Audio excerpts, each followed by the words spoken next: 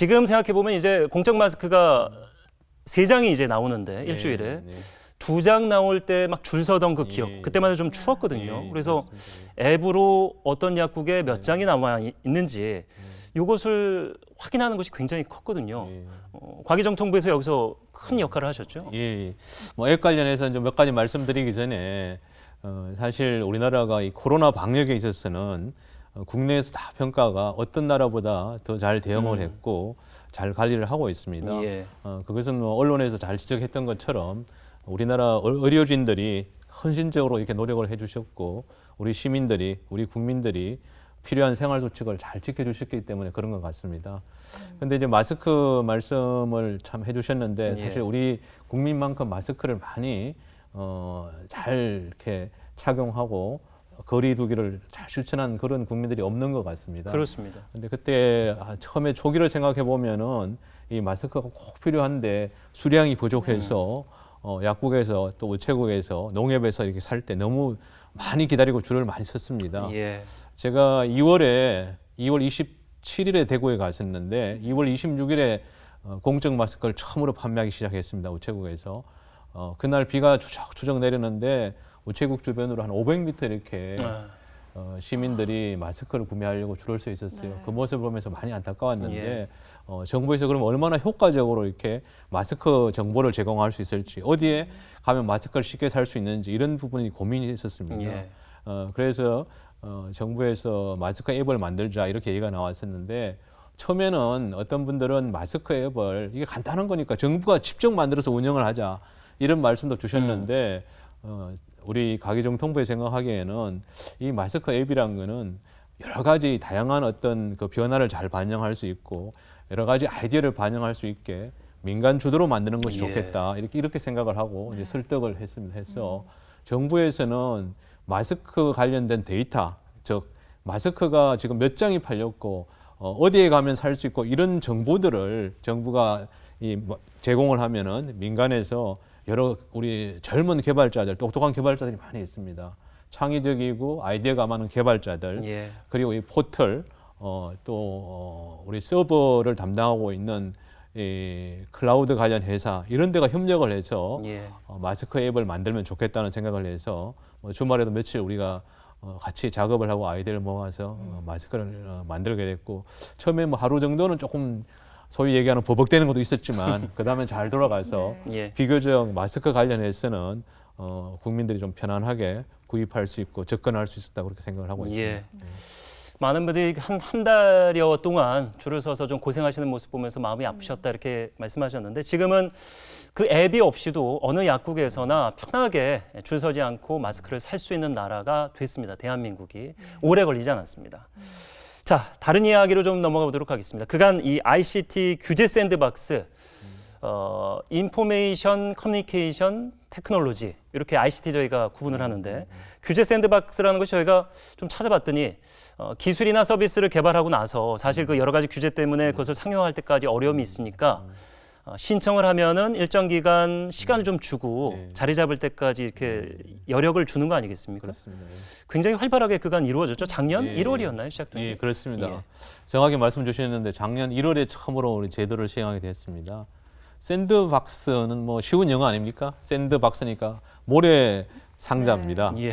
모래 상자. 우리가 어린이들이 지금은 좀 다르긴 하지만 놀이터에 가면은 놀이터가 이제 모래로 되어 있습니다. 예. 모래로 되어 있는 이유는 거기서 넘어져도 다치지 않습니다. 마음대로 뛰어놀 수 있어요. 그래서 규제 샌드박스라는 것도 규제에 얽매이지 말고 아이디어나 상품이 좋으면은 마음대로 좀 이 샌드박스 안에서 샌드박스를 통해서 시장 출시도 하고 평가도 받을 수 있게 그렇게 해보자는 취지로 만든 제도가 예. 샌드박스입니다. 아시는 것처럼 이 규제라는 거는 법으로 딱 정해져 있는 거에서 법을 고치려면은 여러 가지 특히 이제 국회 여야 간의 그런 합의를 거쳐야 돼서 시간이 많이 걸릴 수 있기 때문에 그 전에라도 좋은 아이디어, 좋은 계획이 있으면은 상품이나 서비스를 샌드박스를 통해서 해볼 수 있게 하는 그런 제도입니다. 그래서 작년에 과기정통부에서 ICT와 다른 분야를 융합하는 그런 샌드박스를 시작을 처음 했습니다. 했고 몇 가지 제가 기억이 남는 게 예. 샌드박스 하면은 이게 예를 들어서 우리가 이제 연말이나 뭐 요즘도 그럴 수 있는지 모르겠는데 택시 잡기가 힘듭니다. 그렇죠. 그러면 택시 잡기가 힘든데 그거를 지금까지 합성은 금지되어 있습니다. 합성은 택시 기사님들이 가다가 중간에 태우는 게 합성인데 그렇죠. 처음부터 우리 주변에 있는 사람들끼리 방향이 같으면은 이렇게 마음을 모아서 네. 같이 타고 가면은 요금을 반으로만 낼 수 있는 그런 아이디어를 우리 스타트업에서 제안을 해서 지금 반반 택시라는 이름으로 서비스가 되고 있고 또 다른 예로 우리가 심전도계가 있습니다. 손목시계형 심전도계가 있는데 네. 심장병 환자들이 정기적으로 매달이나 이렇게 심장 체크를 받아야 됩니다. 그러면 사실 체크만 수치만 나오면 병원에 굳이 안 가도 되는데 계속 병원에 가면서 이 왔다 갔다 하는 게 힘든데 가정에 있으면서 심전도계로 네.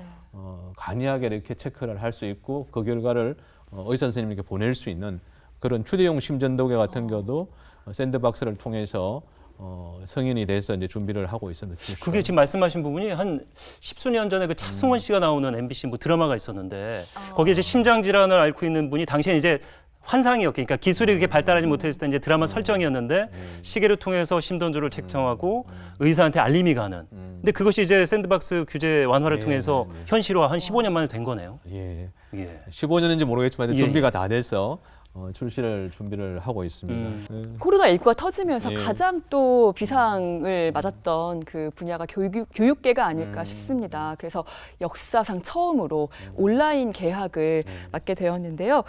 이럴 때 또 ICT 인프라의 중요성을 다시 한번 느끼게 됐었는데 과기정통부에서는 주로 어떤 부분에서 지원을 하셨는지요? 예, 온라인 개학하면 사실 이제 교육부랑 저희가 협력해서 과기정통 협력해서 준비를 했습니다. 이 온라인 개학을 뭐 우리 시청자들이 다 아실 수 있지만은 조금 쉽게 설명을 하면은 예. 여러 가지 이제 과정을 거쳐서 이렇게 됩니다. 그래서 우리가 집에서 택배를 시키면은 이 택배가 택배 창고에서 나와서 차에 실려서 톨게이트를 통해서 고속도로를 통해 가지고 우리 집에 전달되는 것처럼 온라인 계약도 사실은 온라인을 통해서 교육 콘텐츠를 보는 거잖아요.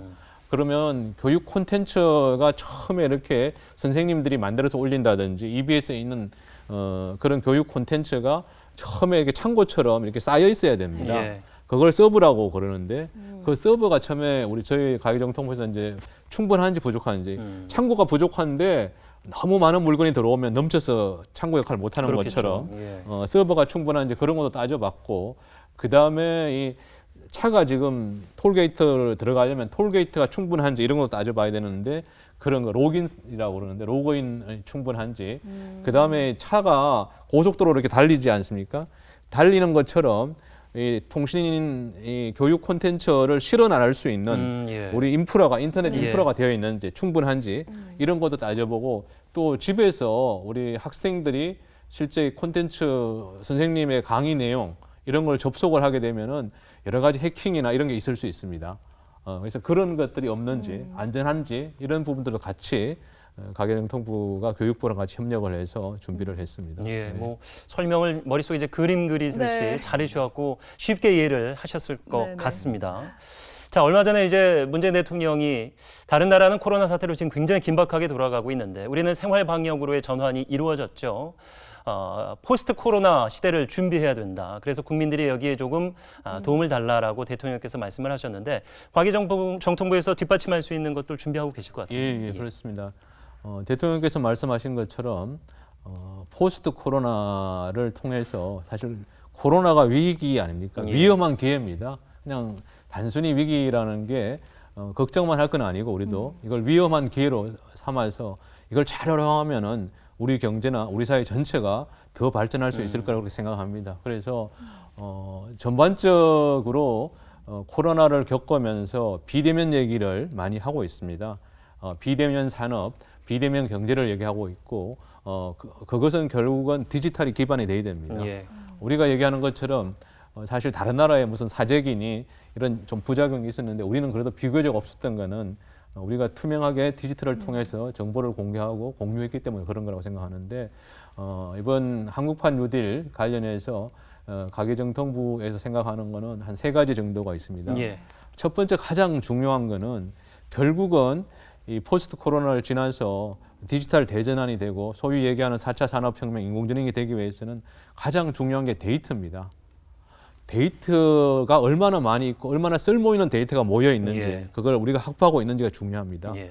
그래서 지금 있는 데이터들을 인공지능이 읽을 수 있게 바꾸는 그런 작업을 저희들이 생각을 하고 있고 두 번째는 우리 여러 가지 그 SOC 뭐 도로나 하천이나 댐이나 이런 데가 잘 관리가 돼야 됩니다. 그렇지 않으면 국민들이 바로 안전에 위해를 입을 수 있기 때문에 그러면은 이런 SOC에 얼마나 ICT를 적용해서 더 효율적으로 관리하고 운용할 수 있을지 예. 이런 부분을 생각할 수 있고 세 번째로는 디지털이라도 결국은 우리 국민들이 골고루 잘 써야 됩니다. 네. 디지털 능력이 국민들마다 차이가 날 수 있습니다. 아주 쉽게 잘 쓰는 비교적 뭐 젊은 층이나 이런 분이 계실 수 있고 그렇지 않은 조금 어르신들이나 또 다문화 가정 이럴 수 있기 때문에 이런 분들의 어떤 능력을 어떻게 올려주고 키울 수 있는지 이런 예. 부분들을 같이 고민해 볼 그런 생각입니다.